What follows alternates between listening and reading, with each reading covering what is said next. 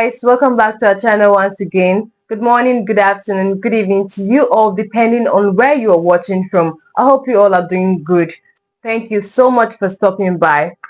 As you may know, there are plans for nationwide protests beginning August 1st to 10th, 2024, aimed at drawing attention to the worsening economic hardship in the country.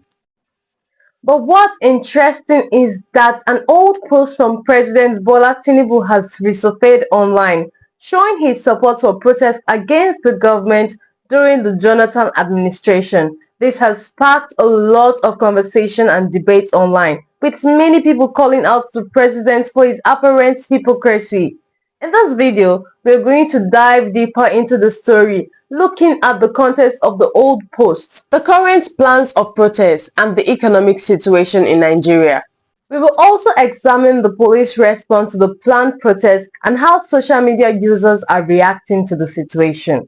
So let's get started. In November 2013, President Bola Tinubu, then a prominent leader of All Progressive Congress (APC), took to X, formerly Twitter, to show his support for protests against the government of former President Goodluck Jonathan. In his post, Tinubu urged the police not to attack protesters, citing their lives and children as reasons. He wrote, "Police, do not attack protesters. Your children are involved. Your lives are involved. Your children's future lies here."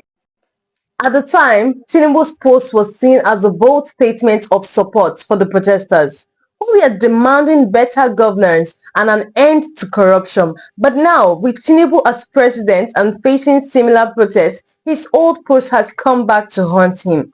Many Nigerians are calling out the president for his apparent hypocrisy, asking why he supported protests against the previous government but now seems to be against them. Some are even using his own words against him, reminding him that the lives and children of protesters are still involved. As we will see later in this video, the police response to the planned protest has only added fuel to the fire, with many accusing government of trying to silence dissenting voices. But first, let's take a closer look at the current plans for protests and the economical situation in Nigeria that's driving them. As mentioned earlier, there are plans for nationwide protests beginning August 1st to 10th, 2024. But what's driving those protests? And what are the demands of these protesters? The protests are largely a response to the worsening economic hardship in Nigeria. The country has been facing rising inflation, unemployment, and poverty, with many Nigerians struggling to make ends meet. According to the National Bureau of Statistics, Nigeria headline inflation increased for the 18th time in June 2024, reaching a staggering 34.19%. This means that the prices of everyday items like food, housing, and transportation are skyrocketing, making it difficult for people to afford basic necessities. The protesters are demanding that the government take immediate action to address these economic challenges. They want to see policies that promote economic growth, job creation, and social welfare. They also want the government to address corruption and ensure that public officials are held accountable for their actions. The protests are being organized by a coalition of civil society groups, labor union, and student organizations. They have vowed to continue the protests until their demands are met and have called on all Nigerians to join them in demanding better governance and economic opportunity. Nigeria's economic situation is derailed, with millions of people struggling to make ends meet. The country's inflation rate has been rising steadily over the past years, with the prices of everyday items like food, housing, and transportation skyrocketing. According to the National Bureau of Statistics, the inflation rate in June 2024 was 34.19%, up from 33.95% in May. This means that the prices of goods and services have increased by over a third in just 1 year. The impact on ordinary Nigerians is severe. Many people are struggling to afford basic necessities like food, and housing. The cost of living has become so high that many families are being forced to make difficult choices between paying rent, buying food, or sending their children to schools. The situation is particularly dire for small business owners and traders who are struggling to stay afloat due to the high cost of goods and services. Many have been forced to lay off workers or close down their businesses altogether. The economic hardship is also having a severe impact on the country's healthcare and education systems. Many hospitals and clinics are struggling to cope with the influx of patients, and many schools are struggling to provide basic resources for their students.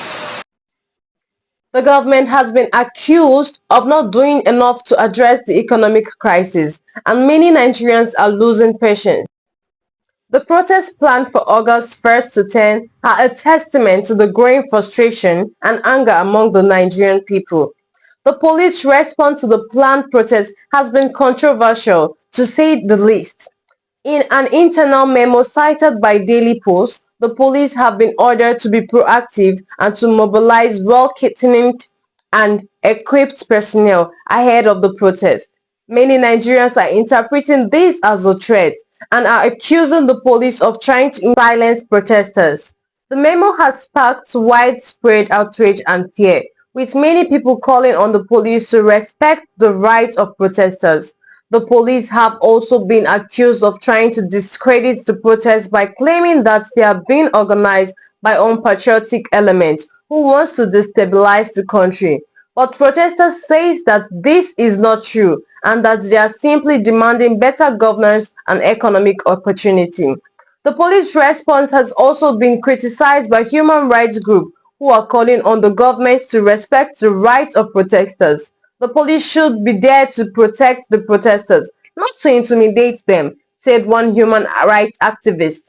As the protests approach, many Nigerians are worried about what will happen next. Will the police crack down on protesters, or will they respect their rights? One thing is certain, the eyes of the world will be on Nigeria in the coming days. Social media is playing a key role in the protests, with Nigerians using Twitter, Facebook and other platforms to mobilize and organize.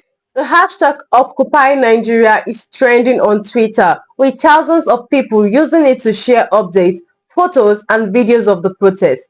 Social media is also being used to coordinate logistics, with protesters using WhatsApp and other messaging apps to organize transportation, food and other supplies. It is a powerful example of how social media can be used to mobilize and organize people around a common cause. But the government is also using social media to try to discredit the protest. They are using Twitter and other platforms to spread false information and propaganda, trying to convince Nigerians that the protests are being organized by unpatriotic elements who wants to destabilize the country.